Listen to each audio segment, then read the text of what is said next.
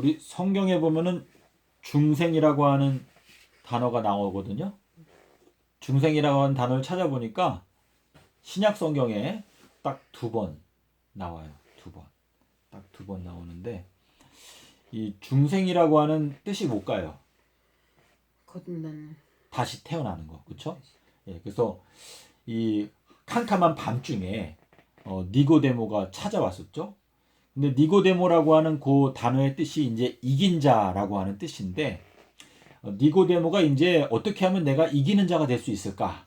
근데 예수님을 보니까 하나님의 참된 하나님께서 보내신 사람 같아서 이제 니고데모가 찾아오려고 하는데 낮에 찾아오려니까 본인이 사내들인 회원이고 자존심이 좀 눈치도 있고 해서 밤에 예수님을 찾아와서 예수님께 물어봤죠. 근데 예수님께서 뭐라고 말했죠? 사람이 물과 성령으로 나지 아니하면 결단코 하나님의 나라에 들어갈 수가 없다. 이렇게 말씀을 하셨는데 예수님께서 말씀하신 물과 성령으로 거듭나는 그 과정을 주님께서 우리에게 어떤 사람은 그래요. 나는 죄 지은 적이 한 번도 없기 때문에 침례받을 필요가 없다. 이렇게 말하는 사람을 제가 만난 적이 있거든요. 근데 예수님께서는 죄가 전혀 없으심에도 불구하고 그분께서 침례 요한한테 뭐라고 말씀하셨죠? 이제 허락하라. 이렇게 함으로 말미암아 우리가 의를 이루는 것이 마땅하다. 그것은 뭐예요? 하나님의 정의로우신 하나님의 공의로우신 그 일을 내가 죄가 없지만 내가 침례를 받음으로 말미암아 누구든지 영생을 소망하고 나를 따라오는 자는 본인이 죄가 있다고 생각하든지 없다고 생각하든지 모두 다 반드시 침례를 받아야 된다라고 하는 것을 몸소 보여주시기 위해서 주님께서는 침례 받으실 필요가 사실은 없음에도 불구하고 예수님께서 의를 이루시기 위해서 침례를 받으셨습니다. 예수님께서 이 침례 요한에게 침례를 받으셨던 시점이 몇 년도였죠? 서기 26년도에 침례를 받으셨는데 이 AD 26년도에 침례를 받으시는 요 해가 아담과 하와가 범죄했던 바로 10일을 나타내는 요 10일 날 아담과 하와가 범죄를 했거든요. 그래서 10일 날 아담과 하와가 범죄를 했을 때 아담과 하와는 어떻게 됐어야 됐어요? 원래 죽었어야 됐죠. 그래서 우리가 창세기에 보면은 창세기 2장 17절에 보면 하나님께서 뭐라고 말씀하시는가 하면 너희들이 그 열매를 따 먹게 되면 그 따먹는 그 날 반드시 죽게 될 것이다 라고 말씀을 하셨습니다. 자, 그래서 이 사람이 죽게 되면은 사람이 죽을 위기에 처하면 그 사람을 구하기 위해서는 누가 죽어야 돼요? 대속물. 그렇죠? 대신 누군가가 죽어야 되죠. 이 법이라고 하는 것은 그 사람의 생명을 요구하는데 피 흘림이 있어야지만이 반드시 그 죄의 대가가 지불되는 것이다 라는 것을 말씀하시고 있는데 우리 이제 어떤 사람이 감옥에 갇히게 되면은 그 사람을 일단 빼오려면 어떻게 하죠? 보석금을 지불하죠. 그렇죠? 보석금을 지불하는데 우리가 원어를 살펴보게 되면 이 대속물이다. 이 대속물이라고 하는 이 단어는요. 헬라어로 살펴보게 되면 이 대속물이라고 하는 이 단어가 뭐냐면 풀어준다라고 하는 뜻이에요. 풀어준다. 그래서 쉽게 말하면 이 대속물이라고 하는 거는 우리가 요즘 쓰는 용어로 하면 보석금을 낸다라고 하는 단어와 같은 것인데 어떤 사람이 죄를 지면 그 사람의 몸값으로 어떤 경우에는 막 수십억의 돈을 딱 내면 그 사람을 일단은 빼오죠. 그 감옥에서. 자, 그와 마찬가지로 이 대속물이라고 하는 것은 우리 인간을 대신해서 예수님께서 죽으신다라고 하는 그러한 의미가 되죠. 그래서 예수님께서 요 아담과 하와가 범죄했던 그 날짜를 상징하는 AD 26년도에 물과 성령으로 침례를 받으셨다라고 이제 기록을 하고 있거든요. 그래서 예수님께서 이사야서 61장에 뭐가 나오죠? 우리 누가복음을 펴서 보겠습니다. 누가복음의 4장에 보면은 뭐라고 말씀하시는가 하면 예수님께서 그 자라나신 곳 어디에 이르사 나사렛이라고 하는 동네에 이르사 거기에서 안식일에 자기의 규례대로 회당에 가셔서 성경을 펴가지고 읽으셨는데 어디를 읽었죠? 이사야서 61장을 읽으셨는데 거기에 보면 뭐라고 말씀하셨죠? 우리 4장에 보면은 여기 보면은 4장 18절에 이렇게 말했어요. 주의 성령이 내게 임하셨는데 이는 가난한 자에게 복음을 전하게 하시려고 나에게 무엇을 부으사? 기름을 부으사 나를 보내사 포로된 자에게 자유를 눈먼 자에게 다시 보게 함을 전파하기 위해서 또 은혜의 해를 전파하기 위해서 나를 보내셨다 이렇게 말씀하셨거든요. 자, 이것은 무엇인가? 예수님께서 침례를 받으셨던 서기 26년도는 이거는 안식년이었어요. 안식년.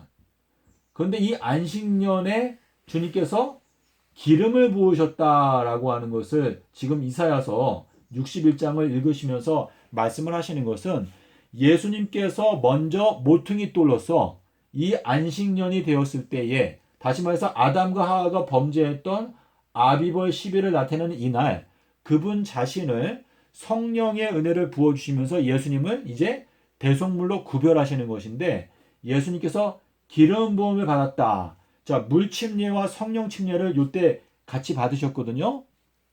자, 그런데 우리 성경에 보면 중생이라고 하는 단어가 이 딱 두 번 나오는데 그 중에서 한 번이 어디인가 하면 마태복음 19장에 보면은요. 19장 우리가 28절에 가면 이게 번역이 제대로 안 되어 있는데 이게 좀 문제가 있습니다. 그래서 이거를 우리가 똑바로 예수님께서 말씀하신 단어가 굉장히 중요한데 19장 28절에 이렇게 말했어요. 예수께서 가라사대 내가 진실로 너희에게 이르노니 중생의 과정에서 인자가 자기 영광의 보좌에 앉게 될 때 나를 쫓는 너희도 12 보좌에 앉아 12 지파를 심판하게 되리라 라고 말씀하셨습니다. 자, 이 말씀을 우리가 지금 이 마지막 때에 똑바로 이해하는 것이 굉장히 중요한데요.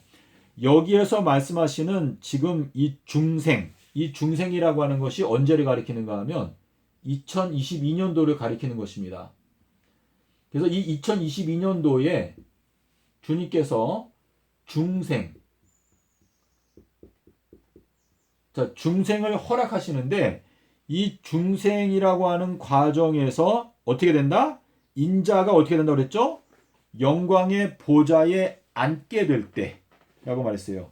자, 그래서 여기에 이제 영광의 보좌가 나오는데 이 보좌라고 하는 것은요. 주님께서 라오디게아 교회에 보내는 권면에서 누군지 이기는 자에게는 어떻게 한다 그랬죠? 아버지께서 나를 그분의 보좌에 앉게 해주신 것처럼 나도 그 사람을 나의 보좌에 함께 앉게 하여 주겠다라고 하는 말씀하셨습니다. 근데 이 보좌라고 하는 단어가 계시록 12장 5절에 가시면 여기에 보면 여자가 남자 아들을 낳았는데 그 남자 아이를 하나님의 보좌로 올려가더라라고 말하고 있습니다. 자, 지금 여기에 나오는 이 여자라고 하는 이 단어도 제가 최근에 영상에서 제가 예수님께서 십자가 위에서 마리아에게 뭐라고 말했죠? 여자여, 옆에 있는 요한이 당신의 아들입니다 라고 말을 하였습니다. 그래서 이 여자라고 하는 것은 이제 교회를 나타내는 것인데 이 교회는 하늘에 있는 새 예루살렘이다 라고 말하고 있습니다. 근데 이 여자가 아들을 낳게 되는데 이 아들이 이제 철장 남자다라고 말씀하시면서 이 아들의 임무는 무엇인가? 이 여자를 자기의 집에 모시고 섬기는 것이다 라고 말했습니다. 그래서 이 아들이 하는 이 임무는 무엇인가? 이 마지막 때에 구원을 받게 되는 하나님의 자녀들을 이제 양육하고 또 섬기고 또 먹인다라고 하는 그러한 의미가 있는데 지금 계시록 12장 5절에 나타나 있는 이 철장 남자는요. 쉽게 말해서 계시록 6장 2절에 나타나고 있는 이긴 자를 말하는 것입니다. 이긴 자. 자, 예수님께서 요한복음 16장 33절에서 뭐라고 말씀하셨냐면 내가 세상을 어떻게 했다? 이기었노라 그랬어요. 세상을 이겼다. 이겼다. 자, 예수님께서 세상을 이겼다라고 말씀을 하시면서 바로 뒤이어서 요한복음 17장 2절에 가면 뭐라고 말씀하시는가 하면 하나님께서 만민을 다스리는 권세를 나에게 주셨다 그랬어요. 만민을 다스리는 권세. 자, 여기에 만민이 나오죠. 만민. 만민이라고 하는 것은 이 지구상에 살고 있는 75억의 모든 인간들을 다스리는 권세가 예수님께 있다라는 것을 말씀하시고 있는 것입니다. 그래서 예수님께서 요한복음 16장 34절에서 너희는 담대하라 내가 세상을 이기었노라 라고 말씀을 하시고 요한복음 17장에서 아버지께 기도를 하실 때 하나님께서 만민을 다스리는 권세를 나에게 주셨다라고 말씀하셨습니다. 그래서 예수님께서 이기셨기 때문에 이제 만민을 다스리는 권세가 예수님께 있는 것인데 주님께서는 마태복음 24장에서 뭐라고 말씀하시냐면 이제 깨어있는 충실되고 지혜로운 종이 있으면 그 종에게 나의 모든 소유를 맡길 것이다 라고 말씀하셨는데 여기 계시록 12장에서는 여기에는 만국을 다스리는 철장 권세를 가진 남자가 여기에 나타나고 있습니다. 자, 그래서 우리가 이 중생이라고 하는 단어가 신약 성경에 딱 2번 나오는데요. 지금 여기 마태복음 19장 28절에서 하시는 이 말씀의 실제적인 성취가 어떻게 되는가를 알아야 이제 우리가 이 마지막 때를 딱 올바로 깨달을 수가 있는데요. 마태복음 19장에서 말하는 예수께서 가라사대 내가 진실로 너희에게 말을 하는데 중생이라고 하는 그 사건이 이루어지게 될 때 그 과정에서 인자, 여기에 나오는 인자는 이제 엘리야를 가리키는 것인데 인자가 자기의 영광의 보좌에 앉을 때 이것은 계시록 12장 5절에서 이거는 이제 2023년도에 궁극적으로 이제 성취가 되는 것인데요. 2023년도가 되었을 때 그 보좌에 앉게 될 때 그때에 나를 좇는 너희 12 제자들도 이스라엘의 12지파를 심판하게 될 것이다 라고 지금 말씀을 하시고 있습니다. 자, 근데 이 내용이 마태복음 25장에도 나타나고 있는데요. 마태복음 25장 31절에 가면은요, 이렇게 나와요. 인자가 자기 영광으로 천사들과 함께 올 때에 자기 영광의 보좌에 앉게 될 것인데 그때에 양과 염소를 갈라낼 것이다. 분별할 것이다. 라고 이렇게 말씀을 하시고 있습니다. 자, 그래서 지금 하나님께서 여기에서 우리한테 깨닫게 하시는 것은 무엇인가 하면은 2023년도 3월 23일부터는 이제는 인자가 보좌에 앉게 되는데 이때부터는 이 인자가 보좌에 앉아서 자기의 사자들을 보낸다라고 말하고 있습니다. 사자들을 보낸다. 그래서 사자들을 보낸다라고 하는 것은 이제 주님의 추수꾼들을 보낸다라고 하는 뜻인데 이 내용은 우리가 마태복음 13장에 보시면은요. 자, 마태복음 13장은 재림전 7년 동안에 일어나는 사건들을 설명하고 있거든요. 그래서 지금 여기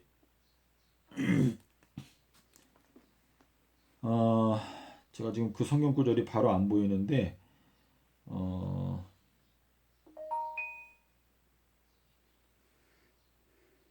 예, 41절에 마태복음 13장 41절에 보면은요. 인자가 그의 천사들, 그러니까 사자들을 보내게 될 것인데 그때에 그 천사들이 어떻게 한다고 그랬죠? 모든 넘어지게 하는 것과 또 무법한 자들을 거두어내어서 풀무불에 던지겠다라고 말했어요. 자, 우리 여기에 지금 마태복음 13장 41절에 보면 넘어지게 하는 것. 자, 넘어지게 하는 게 뭐죠? 넘어지게 하는 것. 넘어지게 하는 것. 또 무법. 자, 이것은 무슨 뜻인가?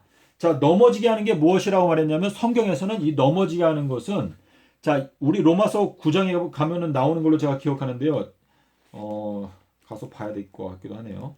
로마서 9장에 보면 예, 로마서 9장 32절부터 보시면 이렇게 말했어요.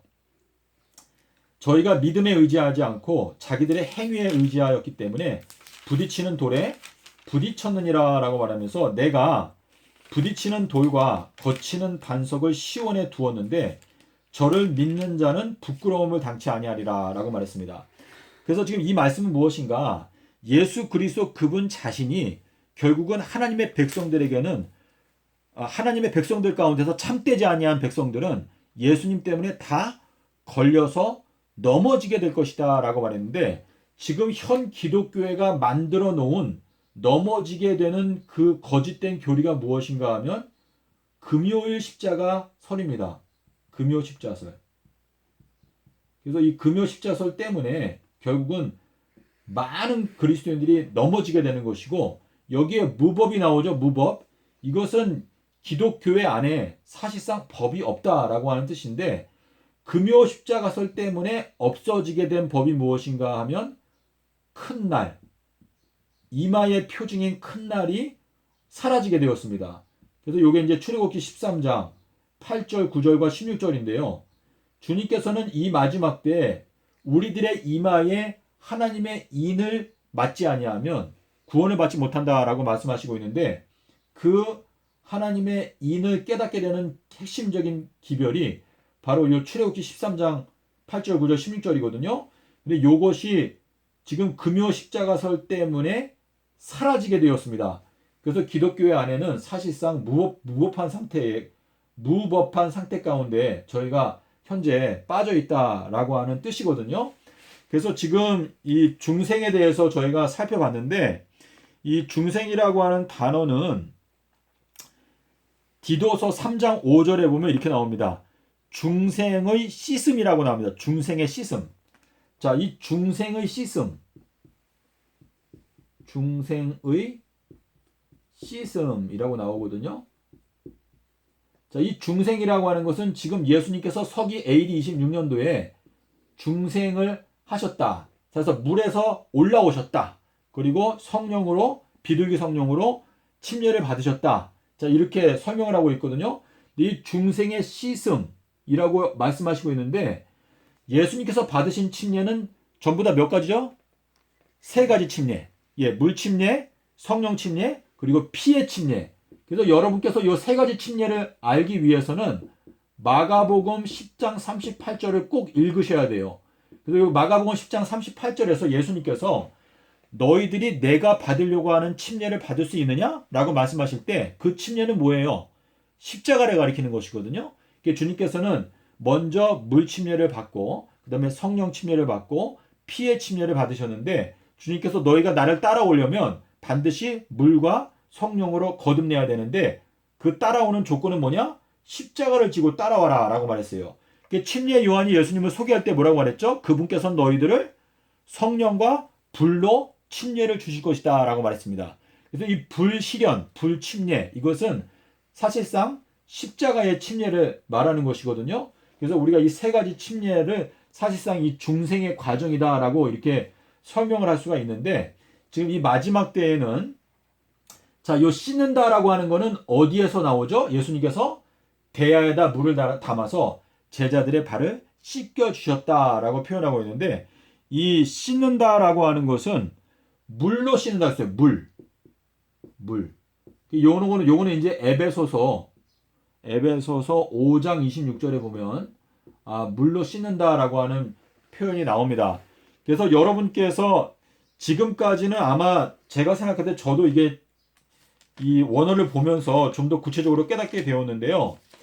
마태복음 19장 28절이 왜 중요한가? 우리 믿는 자들에게 있어서 중생이라고 하는 것, 다시 태어나는 것, 이 다시 태어나는 것의 그 결정적인 사건이 이제 AD 2022년도, 요 AD 2022년도가 중생이라고 하는 사건이 이제 시작되는 때다라고 하는 뜻이기 때문에 우리 하나님을 믿는 기독교인들이 지금까지는 우리가 날 때부터 소경이었던 것과 다름이 없습니다. 그래서 우리가 지금까지 날 때부터 소경이었지만 우리가 주님을 간절히 찾고 주님을 간절히 바라면서 이 성경 말씀을 연구한다면 2022년도가 되었을 때 주님께서 우리들에게 물과 성령으로 거듭나게 하는 그러한 역사를 우리에게 베풀어 주신다. 주님은 우리에게 성령으로 침례를 주시는 그 권세를 갖고 계시거든요. 그래서 우리가 2022년도에 중생의 과정에서 이제 주님을 만나게 되는 그러한 경험을 허락하신다라고 하는 뜻인데, 이제 이 중생이라고 하는 단어에서 지금 마태복음 19장에서 말하는 인자, 이것은 이제 우리가 성경을 보니까 인자가 엘리야라는 것을 저희가 깨닫게 되었습니다. 그래서 인자가 그 중생이라고 하는 과정에서 이제 거기에서 하나님의 선택을 받고 하나님의 보좌에 앉게 되면 이제 심판을 하게 된다라고 하는 의미가 되겠습니다.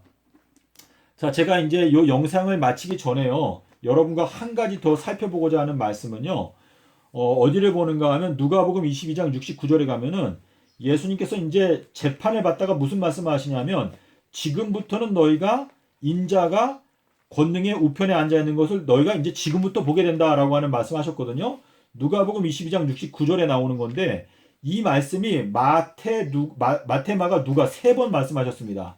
자, 근데 요게 마태, 마가, 누가복음에 세 번 말씀하신 게 시점이 약간씩 차이가 있는데, 이제 그것도 이유가 있거든요. 근데 일단은 저희가 누가복음 22장 69절을 보겠습니다. 자, 누가복음 22장 66절에 보면 여기 뭐라고 나오냐면, 예수님께서 이제 밤새도록 재판을 받으셨는데, 누가복음 22장 66절에 보면 뭐라고 나오냐면, 날이 새매라고 나와요. 날이 새매. 자, 새벽이 이제 지나가지고 이제 점점 밝아지는 때가 되었다라고 말하고 있거든요. 자, 근데 날이 새었는데 주님께서 69절에서 뭐라고 말씀하셨냐면, 그러나 지금부터는 인자가 하나님의 권능의 우편에 앉아 있으리라 하시니라고 말했어요. 자, 이 말씀이 무슨 뜻일까요? 여러분, 저도 이 말씀을 한참 고민했는데요. 자, 누가복음 22장 66절, 이제 69절이거든요. 자, 여러분께서 이 말씀을 기도하시면서 연구를 하셔야 합니다. 자, 근데 지금 여기에 보면 예수님께서 잡히신 게 며칠이었어요? 예수님께서 폭도들에게 잡힌 게 며칠이었죠? 13일 날 밤에, 그쵸? 13일이 끝나는 그 밤에, 그러니까 13일 날 이제 화요일이었죠. 화요일 날 저녁에 그 밤에 이 감람산에 갔다가 기도하시고 나서 이제 유다가 와가지고 예수님께 키스를 할 때 이제 폭도들이 와서 예수님을 잡았거든요. 그게 밤새도록 재판을 받으시는 그 과정 중에서 새벽쯤이 되었을 때, 자, 근데 요게요, 지금 여기에서는 요 날이 새매 다음에 지금부터는 너희가 인자가 권능의 우편에 앉아 있는 것을 보리라라고 말씀하셨는데, 마태복음과 마가복음은 시점이 조금 달라요. 근데 요거는 이제 여러분께서 스스로 보시고 또 앞으로 연구하다 보면 이 하나님께서 말씀하신 의도를 어느 정도 알 수가 있는데, 자, 지금 요 13일 날 밤에 요때부터 주님께서 말씀하시기를, 지금부터는 인자가 하나님의 권능의 우편에 앉아 있는 거 너희가 보게 될 것이다 라고 이렇게 말씀을 하셨습니다. 근데 여러분께서 이 말씀을 생각을 해 보실 때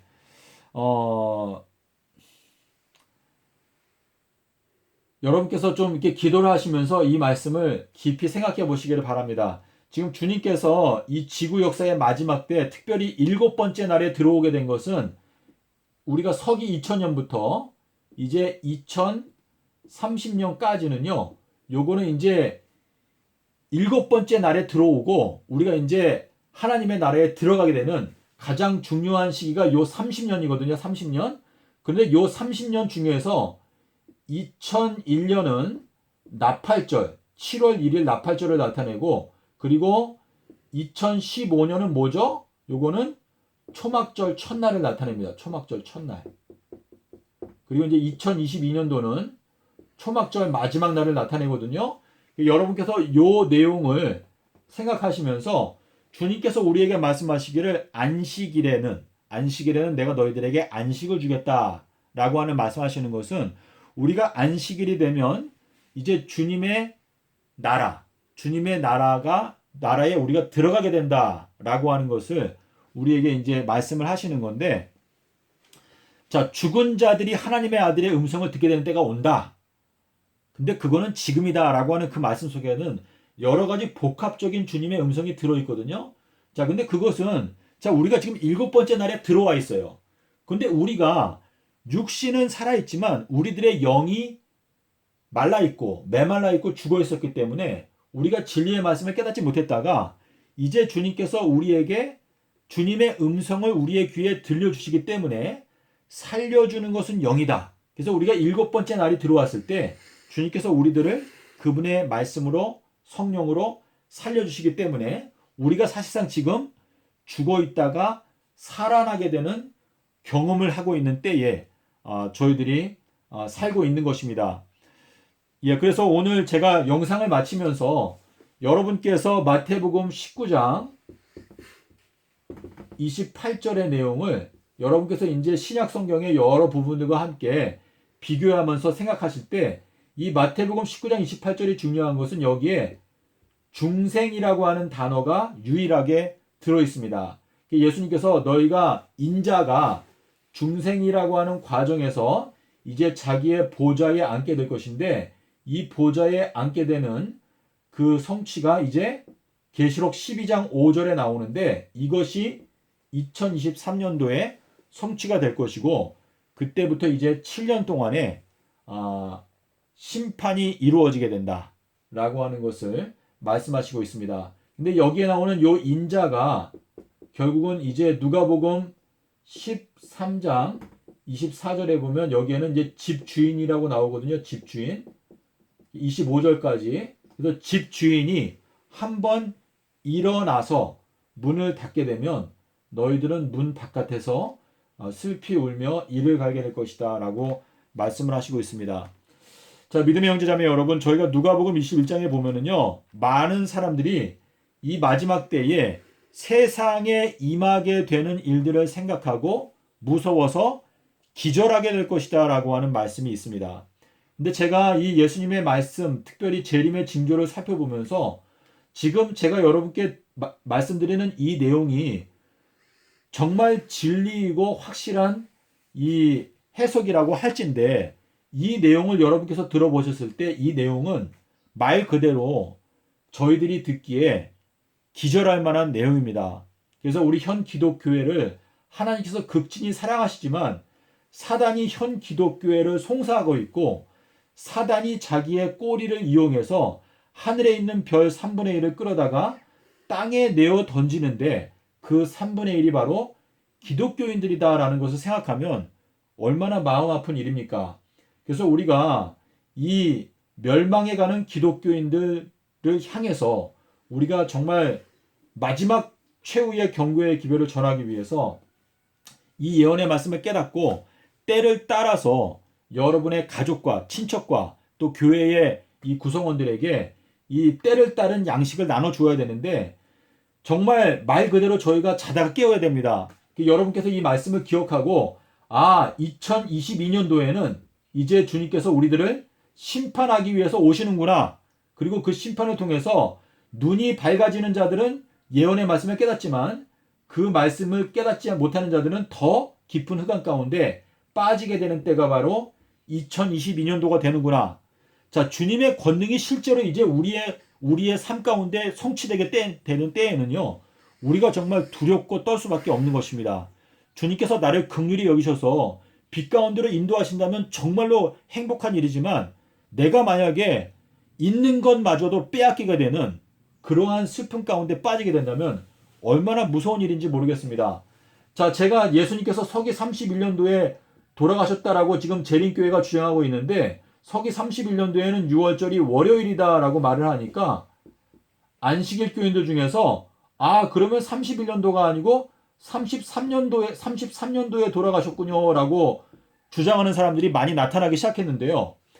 자, 여러분께서 31년도가 6월절이 월요일이라는 것을 알고 그러면 예수님께서 31년도가 아니고 예수님께서는 30년도 수요일에 돌아가셨구나 라는 것을 여러분께서 믿게 되면 이것은 진리 가운데로 오는 것인데 오히려 안식일 교인들 중에서 31년도가 6월절이 월요일이다라는 것을 알고 나서 33년도로 옮겨가게 되면 이거는 그 있는 것마저도 빼앗기게 되는 엉뚱한 길로 가게 되는 결과를 맞이하게 되는 것입니다.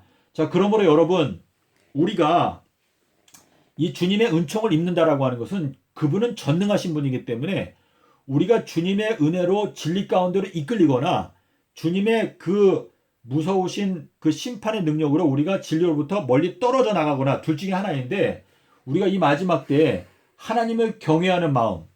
자, 그래서 우리가 다니엘서 10장에 보면은요, 예수님께서 이렇게 말씀하셨어요. 너가 깨달으려 하여 스스로 하나님 앞에서 겸비하게 하기로 결심하던 첫날부터 너의 기도가 들으신 바 되었다라고 말했습니다. 그래서 잠언 1장 7절에서 말씀하신 대로 하나님을 경외하는 것이 지혜의 근본이다라고 말씀하셨습니다. 그래서 여러분께서 저나 여러분이나 다 우리들은 예수님 앞에서 항상 겸손하게 자신을 낮추고 예수님께서 말씀하신 삼낮 삼밤 땅속에서가 도대체 무슨 뜻인가? 주님, 저는 알기 원합니다. 저에게 알려주십시오. 라고 기도한다면 주님께서 여러분을 긍휼히 여기셔서 진리의 빛 가운데로 인도하게 되실 줄로 믿습니다. 주님께서 마음 가운데 간절히 기다리는 것은요, 이 세상에 진리의 불이 붙는 것입니다.